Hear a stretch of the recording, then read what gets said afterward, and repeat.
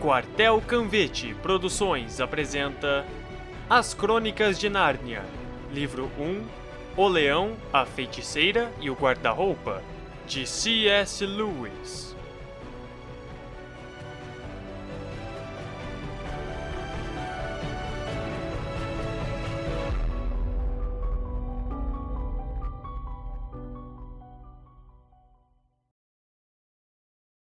Capítulo 9 Na Casa da Feiticeira.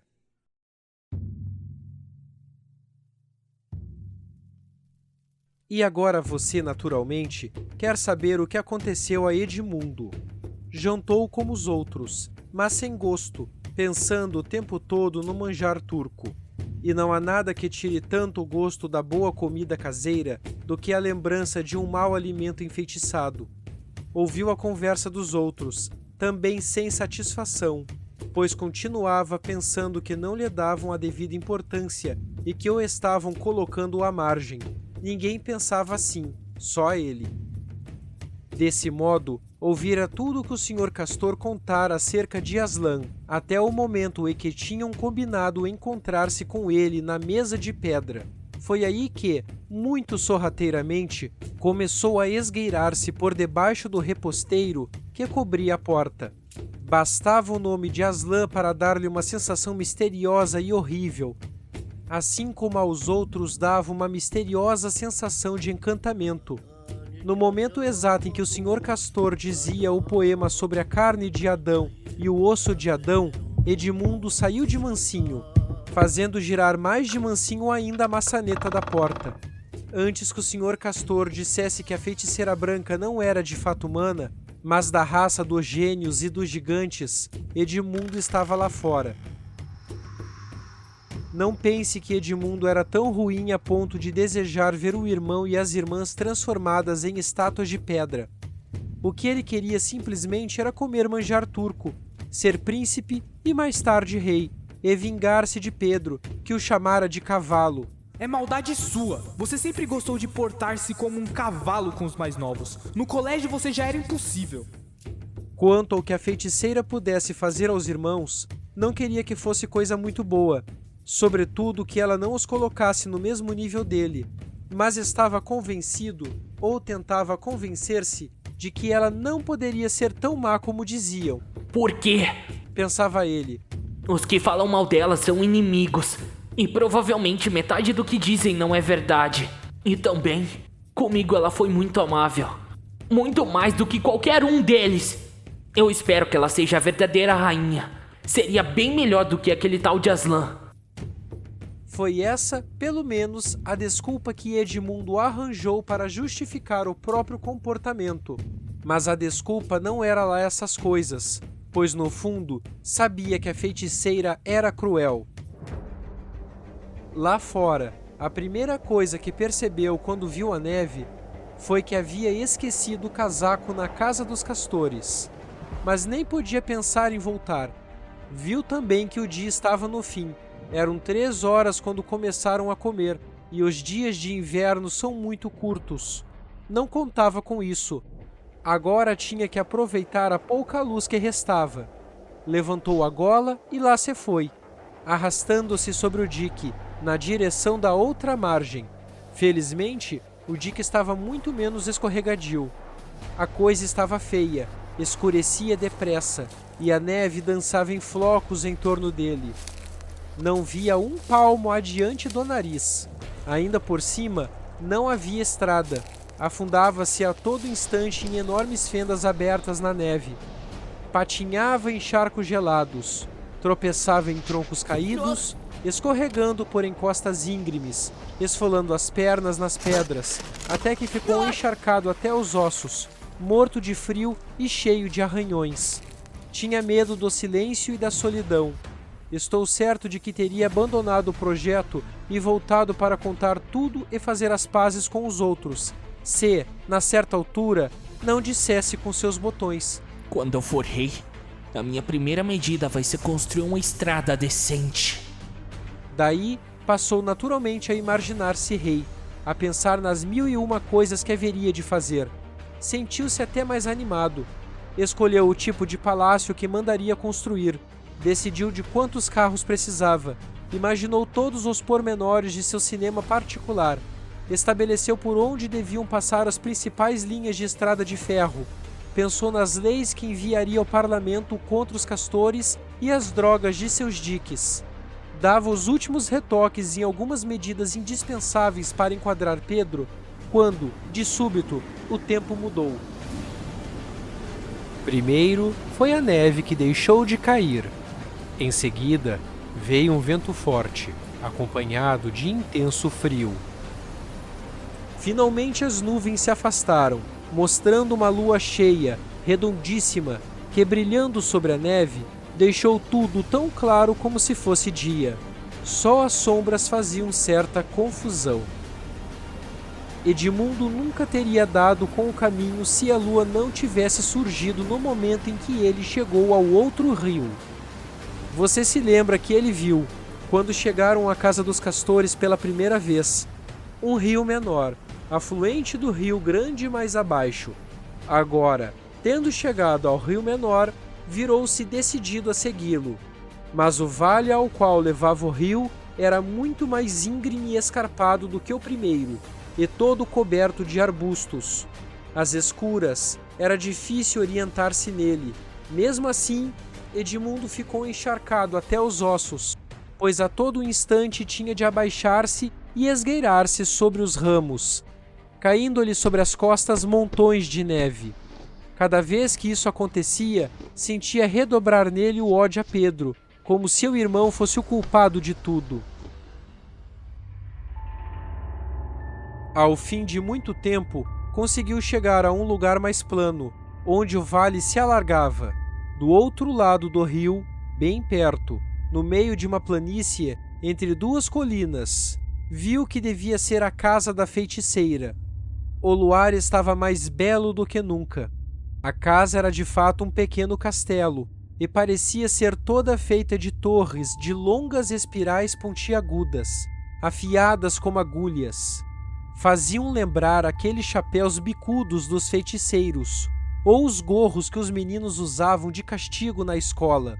E as torres brilhavam ao luar, alongando sombras sinistras sobre a neve. Edmundo começou a sentir medo, mas era tarde demais para voltar. Atravessou o rio gelado, em direção ao castelo. Tudo imóvel, um silêncio absoluto. O som de seus passos morria na neve funda. Foi andando, rodeou o castelo, passando por várias torres até dar com uma porta. Foi preciso dar uma volta inteira. A entrada era um arco enorme, mas os pesados portões de ferro estavam abertos. Aproximou-se cautelosamente e olhou o pátio, onde um espetáculo inesperado quase lhe fez parar o coração. Junto dos portões, batido de luar, viu um leão imenso, agachado como se fosse pular. Com os joelhos trêmulos, Edmundo permaneceu na sombra, sem poder avançar ou recuar. Ficou tanto tempo imóvel que seus dentes teriam começado a bater de frio, se não batessem de medo. Não sei dizer realmente quanto tempo passou. Para Edmundo pareceram horas. A certa altura, começou a imaginar por que motivo o leão estaria tão quieto. Não se mexera 1 centímetro desde que o vira. Chegou um pouco mais perto, tendo cuidado, tanto quanto possível, de conservar-se na sombra. Foi aí que, pela posição do leão, concluiu que não podia ter sido visto. E se ele virar a cabeça? Pensou. Na realidade, o leão olhava atento para outra pessoa, nada mais, nada menos que um anãozinho, de costas a pouca distância. Quando ele se lançar para cima do anãozinho, saio correndo. Mas o tempo passava e o leão e o anãozinho continuavam imóveis. Estátuas. Dizem que está tudo cheio de estátuas de pedra. Até que finalmente Edmundo se lembrou de que ouvira dizer sobre a feiticeira branca, que transformava os seres vivos em estátuas de pedra. Aquele leão talvez fosse de pedra. Reparou também que o dorso e a cabeça do leão estavam cobertos de neve. Sem dúvida, era uma estátua. Nenhum ser vivo deixaria que a neve o cobrisse daquela maneira. Muito devagar, com o coração a saltar do peito, encaminhou-se para o leão, mas não ousou tocá-lo. Só depois de muito tempo, num movimento rápido, estendeu a mão e viu que era pedra fria. Tinha sentido medo de uma estátua. Foi um alívio imenso, tanto que, apesar do frio, se sentiu envolvido por uma onda de calor, ao mesmo tempo que teve uma ideia que lhe pareceu maravilhosa. Não é possível. Então esse é o grande Aslan? Então é desse de que todos falam? Pelo visto, já foi apanhado e virou pedra. Então esse aqui é o fim dos sonhos daqueles idiotas? Ah, isso é mesmo incrível, e eu ainda tinha medo de você. Ficou gozando do leão de pedra, até que fez uma grande criancice. Tirou do bolso um toco de lápis, cobrindo com um bigodão preto o beiço superior do leão, desenhando-lhe um par de óculos. Ai, deixa eu te contar um fato, Aslan. Você é um grande idiota. Mas aí, me fala, tá gostando de ser estátua? Olha, eu pensava que você era mais esperto, hein? Apesar dos rabiscos, a expressão do gigantesco animal era ainda tão terrível, tão triste, tão digna, com os olhos perdidos no luar, que Edmundo não conseguiu divertir-se com a brincadeira. Passou pelo leão e foi andando pelo pátio. Ao chegar no centro, viu que havia dezenas de estátuas espalhadas por todos os lados, como peças num tabuleiro de xadrez. Durante a partida, havia sátiros de pedra, lobos, raposas, gatos selvagens. Havia também lindas figuras, que pareciam mulheres e que eram, na verdade, os espíritos que vivem nas árvores. Havia ainda a estátua enorme de um centauro, um cavalo alado e uma figura alongada e frágil que tomou por um dragão. Tinham todos um ar tão estranho de coisas vivas, mas imóveis, no luar branco e frio, que ele atravessou o pátio com a sensação de quem vive um conto de fadas. Exatamente no centro, elevava-se a figura de um homem da altura de uma árvore, de expressão severa, barba em profusão, com um varapau enorme na mão direita.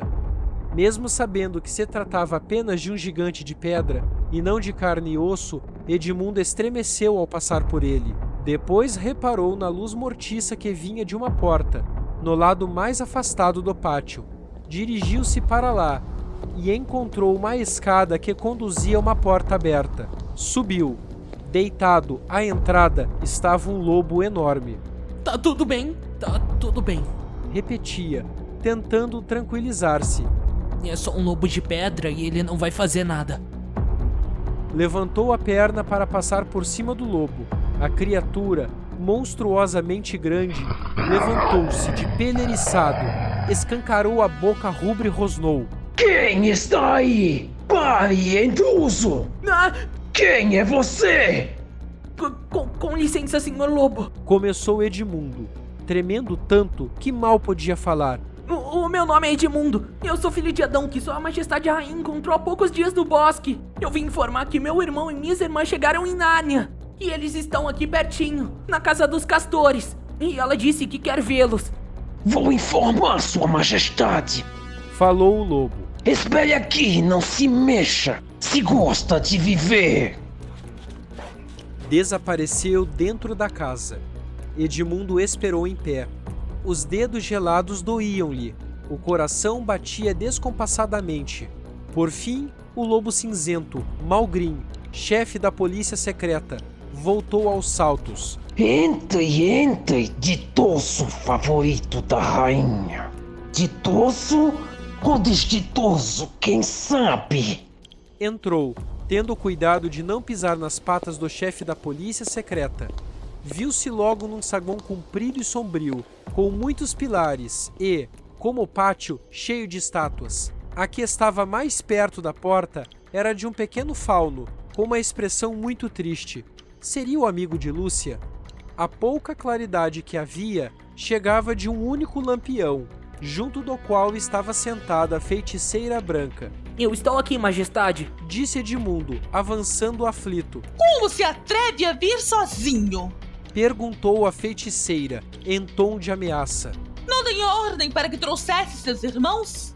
Me desculpa, majestade, eu fiz o que pude, mas eles estão aqui perto, na casinha que fica sobre o dique no rio. onde vive o casal de castores. Um sorriso cruel desenhou-se lentamente no rosto da feiticeira. É tudo quanto tem a dizer? Ah, não, majestade. Respondeu Edmundo, apressando-se em contar tudo o que ouvira na casa dos castores. O quê? Aslan? Aslan? Será possível? Se eu descubro que é mentira sua! Me desculpa, eu só tô repetindo o que eu ouvi. Gaguejou Edmundo, mas a rainha já deixara de preocupar-se com ele e batia palmas.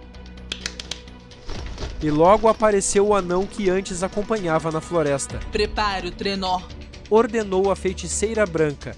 e tire os guizos dos arreios.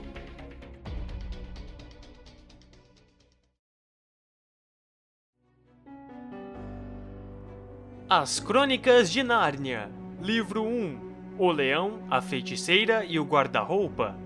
Capítulo 9, Na Casa da Feiticeira. Conta com as vozes de Lucas Saguista como narrador, Hugo Silva como Edmundo Pevensey, André Mota como Senhor Castor, Pedro Yoshiaki como Pedro Pevensey, Fanny Ledo como Feiticeira Branca. Direção: Lucas Saguista. Tradução: Paulo Mendes Campos. Revisão de tradução: Silvana Vieira. Adaptação: Lucas Saguista.